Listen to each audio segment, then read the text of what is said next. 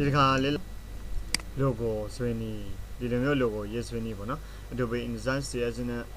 ဒီမျိုး logo design ရေးဆွဲနေကိုကျွန်တော်တို့ဒီနေ့လေ့လာအောင်မှာဖြစ်ပါတယ်အရင်ဆုံးဒီ ellipse tool လေးကိုယူပါတယ် ellipse tool လေးနဲ့စဝိုင်းလေးတွေရေးဆွဲပါတယ် shift လေးကိုကင်ထားပါတယ်ပြီးရင်တော့ move tool လေးနဲ့ကိုကြိုက်တဲ့နေရာမှာရွှေ့လို့ရပါတယ်ဒီကောင်လေးကနေပြီးတော့ order နဲ့နေပြီးတော့ test ဆွဲပါတယ်နောက်ထပ် order လေးနဲ့ shift လေးနဲ့ test ဆွဲလိုက်ပါတယ်ကဲဒါဆိုရင်ကျွန်တော်တို့ဒီနေရာလေးမှာ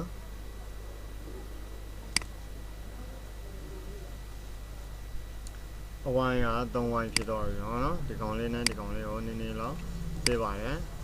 ဒီနေထားလောက်ပါနော်ဒီနေထားလေးယူတယ်နောက်ထပ်နည်းနည်းကြီးမယ်ဒီနေထားအစာရေးဖို့အတွက်ပေါ့နော်ဒီကောင်လေးကတော့အသေးဆုံးလို့ပါမယ်အထင်းမှာသူ့ကိုတော့အပြာရောင်လေးဖောက်မယ်အပြာရောင်ဖောက်ပါတယ်အဲ့တော့နော်ဒါကြောင့်ဒီကောင်လေးကအပြာရောင်အဝိုင်းလေးသူ့ကြတော့အဝါရောင်လေးဖောက်ပါမယ်အဝါရောင်လေးနော်အဝါရောင်လေးက stroke ကိုသွားအောင်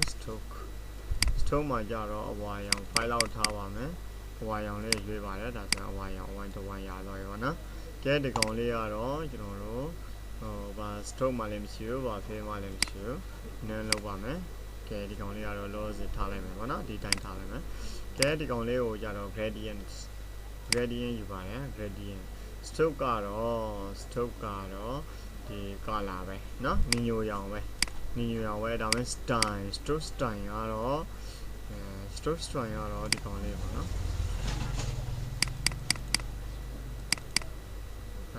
ဒီကောင်လေးကဲဒါဆိုရင်ပုံစံကဘယ်လိုမျိုးရတော့လဲဆက်ဝိုင်းလေးတွေရတော့ဆက်ဝိုင်းလေးဆိုတော့ဒီ3ခုကိုကျွန်တော်တို့က select ဆွဲတယ် select မှတ်တယ် select မှတ်ပြီးတော့ဒီကောင်လေးတစ်ချက်နှိပ်လိုက်တယ်ပြီးတော့ဒီမှာယူတယ်ဒီကောင်လေးနှိပ်ကဲဒါဆိုရင်ဆက်ဝိုင်းလေးရတော့ဆက်ဝိုင်းကိုအရင်ရေးဆွဲလိုက်ရပါတော့ဆက်ဝိုင်းလေးအရင်ရေးဆွဲပြီးတော့ရင်တော့ကျွန်တော်တို့စာရေးဟိုအတွက်ဒီနေရာလေးမှာ control ရဲ့ညီမျှချင်းရဲ့နဲ့နှိပ်လိုက်ပါတော့ control ရဲ့ညီမျှချင်းရဲ့ကဲဒီထဲမှာကျွန်တော်တို့တော့မှာက pen tool လေးနဲ့လေးမယ် pen tool လေးနဲ့မလေးခင်တော့ rectangular tool ကိုယူပါတယ် rectangular tool ယူပြီးတော့ကျွန်တော် center ချလိုက်ပါနော် center ချပြီးတော့ဒီလိုမျိုးလေးတိုင်းလို့ရတယ်ဘာကြောင့်အဲ့လိုမျိုးလုပ်လိုက်လဲဆိုတော့ကျွန်တော်တို့ pen tool နဲ့လှည့်တဲ့အခါမှာနေရာအမှတ်သားလေးတွေအဆင်ပြေအောင်ပေါ့နော်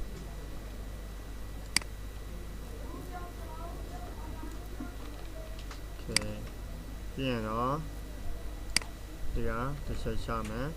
ဒီဘက်ကနေတစ်ချက် pen tool လေးနဲ့လေးတယ်ပြီးရင်တော့ဒီဘက်ကိုအဆုံးသတ်လိုက်တယ်နော်ပြီးရင်ကျွန်တော်တို့ကဒီနောက်ကဒီကောင်လေးကတော့မလိုအပ်တော့ဘူးနော်ဒီနေထားယူလိုက်တယ်ဒီနေထားယူပြီးတော့ stroke ကို0ထားပေးလိုက်မယ်နော် stroke ကတော့0 stroke က0ရ stroke မရှိတော့ဘူးနော် stroke မရှိတော့ဘူးဆိုတော့ဒီဘက်ကောင်နဲ့တူသွားရဆိုတော့ကျွန်တော်တို့စာရိုက်ဖို့အတွက်စာရိုက်မယ်အဲ့မှာကြတော့ဟိုကျော်ဝင်နော်ကျော်ဝင်ဒီကောင်လေးကိုဒီမှာလာချမယ်ကဲဒီကောင်လေးကိုကျွန်တော် size နည်းနည်းကြည့်ဖို့အတွက် control A နော် control A ဒီမှာ font size ကိုကြည့်ပါမယ် font size ကိုကြည့်မယ်နည်းနည်းထပ်သေးလိုက်မယ်ဒါဆိုရင်ဒီကောင်လေးကိုကျွန်တော် center မှာချမယ်ဒီနေထားလေးကိုရှာလိုက်မယ် center ပြီးရင်တော့သူ့ကိုဒီကောင်လေးကတော့ quality ထားပေးလိုက်မယ်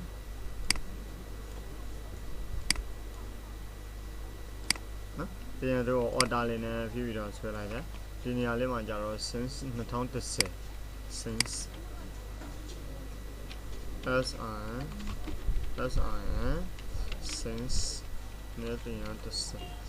since 2010ဒီကောင်လေးကိုဒီဘက်ကိုရွှေ့မယ်since 2010ဟုတ်လားကဲဒါဆိုရင်ကျွန်တော်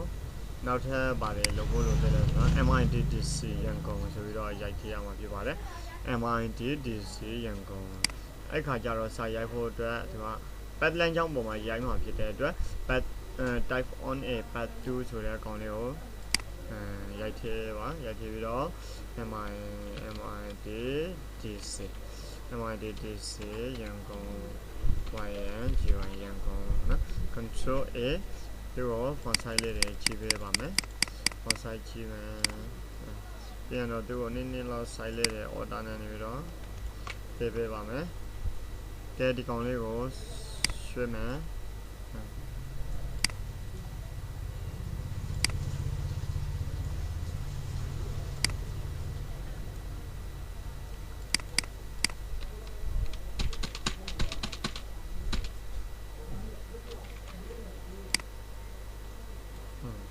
ဒါကြောင့် MITDC နော်ဒီကိုနည်းနည်းလောက်ကြီးမယ်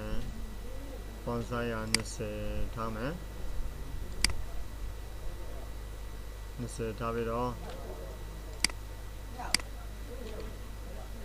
ဟုတ်ပြီ save လုပ်ထားမယ်နော်ပြီးရင်တော့ကျွန်တော်တို့နောက်ထပ်တစ်ခုကမလုပ်လို့လဲဆိုတော့ဒီအဝိုင်းလေးကိုပဲကျွန်တော်တို့ထည့်ပြီးတော့ order လေးနဲ့ပြီးတော့ဆွဲလိုက်နော်ဒီနေရာလေးမှာ control A နော်ပြီးတော့ control A ဆက်လက်ပေးမယ်ဒီကောင်လေးကို font size အနေနဲ့ကြောင်းမယ်မြန်မာမြန်မာရေးစင်တာမြန်မာရေးစင်တာနော်မြန်မာရေးစင်တာ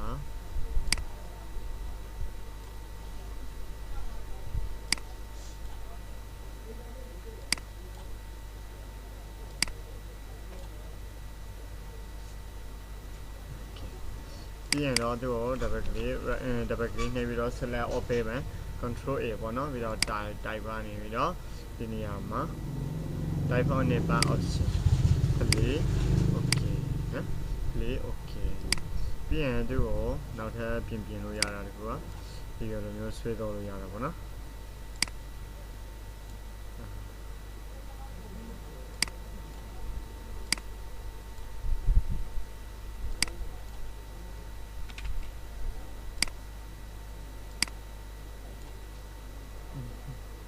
ပြန်တော့ဒီနေရာလေးမှာဆွဲချလိုက်တော့ font size လေးတွေကြီးချင်တယ်ပြန်နော် control A font size ကဟုတ်ပြီဒီနေထားပါနော်25လောက်ထားပါမယ်25လောက်ထားပြီးတော့ဒီကောင်လေးကိုအပေါ်နည်းနည်းတင်မယ်ဒီကနည်းနည်းတင်မယ်โอเคအောက်နည်းနည်းထည့်ချလိုက်ရပြီဒါဆိုရင်မြန်မာ ID မြန်မာရေးစင်တာပေါ့နော်မြန်မာ ID မြန်မာရေးစင်တာ control A ပြီးတော့ stroke ကကြတော့ stroke ကpaper နော် paper stroke မြန်မာ ID မြန်မာရေးစင်တာရပြီပေါ့နော်ဒီကောင်လေးကိုလည်း stroke control A stroke ကွက်မယ်ရောဒီကောင်နဲ့တူသွားရင် save လုပ်ပါမယ်ဟုတ်ပြီကျွန်တော်နောက်ထပ်တစ်ခုကပါလဲဆိုတော့ဒီနေရာလေးမှာ star လေးနှလုံးဆွဲပါမယ် star က polygon 2 ပါ polygon 2 လေးကိုနေပြီးတော့ကျွန်တော်တို့ရဲ့ shift လေးကိုနေပြီးတော့ဆွဲလိုက်ပါတယ်ဆွဲလိုက်မှသူ့ကို stroke လေးတွေကွက်ချင်တယ် stroke ကွက်ဖို့အတွက်ဒီကောင်လေးကိုယူတယ် stroke font size sorry stroke ကဲဒီကောင်လေးကိုထည့်ပြီးတော့ဒီနေ့သိချင်တယ်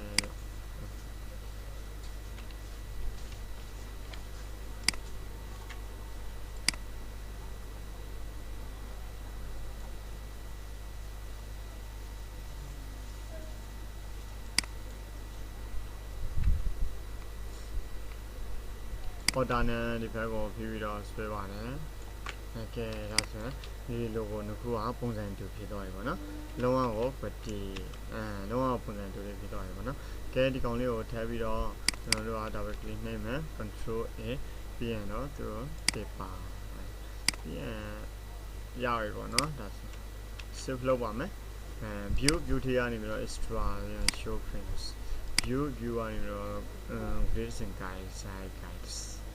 hi guys ကဲဒီကောင်လေးတွေကိုလေကျွန်တော်တို့ထက်လို့ရှင်းနော်အဆင်ပြေတယ်လုပ်လို့ရတော့မလား exercise ပုံမှန်စာ control 0နော် control 0ကဲတော့logo ဒီ logo လေးဟာပြီးတော့ရပါတော့ဒီကလို့ဒီစာလေးကိုထပ်ကြည့်ရင်လည်းကြည့်လို့ရပါတယ်အဲ့စာလေးကနော်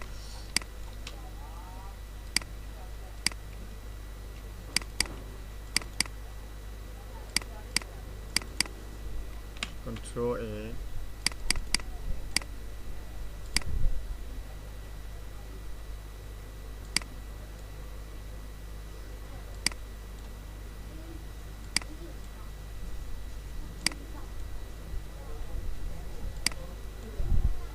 Okay. Save lo ba me MITDC Yangon. Myanmar IT Myanmar Center. Which you win since 2010. That's the August Sadale or Yen. The August Sadale or Yede Kamale. Sorry. Bowman 2 lane type 2 lane you may. Sayama. Design the design.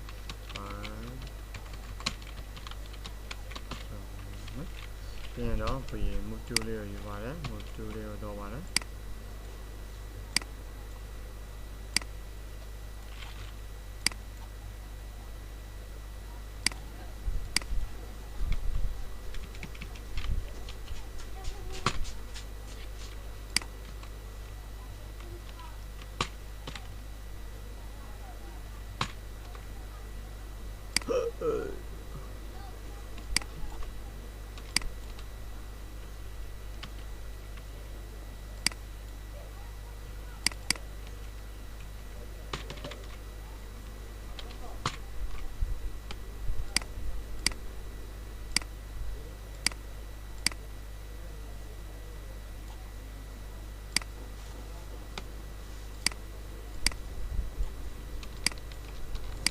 Okay, that's it. MITDC Yangon, na. Bojoin since 2010 Myanmar IT Myanmar Center. Designed by Bojoin, but that's a logo le the cool logo. Then I don't mean so. Adobe Indesign CS team, so we are the thinking that people are. I know it's simply no new.